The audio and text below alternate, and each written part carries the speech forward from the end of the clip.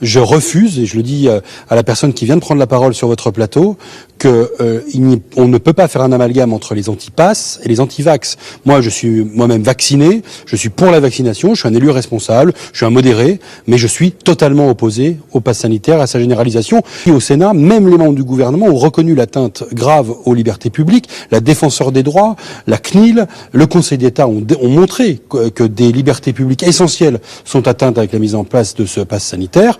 Là, aujourd'hui, nous venons de décider d'examiner l'article 1er et nous n'avons pas encore voté l'article 1er, mais les débats tournent autour de ces libertés fondamentales qui sont affectées lourdement et durablement par le pass sanitaire.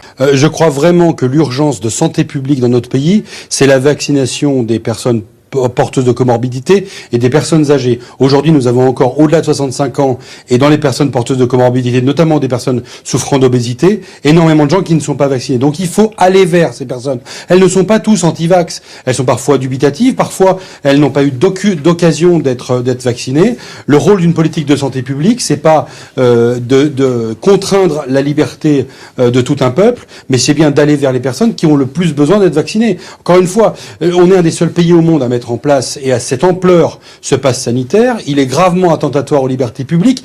D'ailleurs, le gouvernement avait dit il y a 2 mois qu'il ne le mettrait jamais en place de manière aussi généralisée dans des actes de la vie quotidienne. Et soyons très clairs.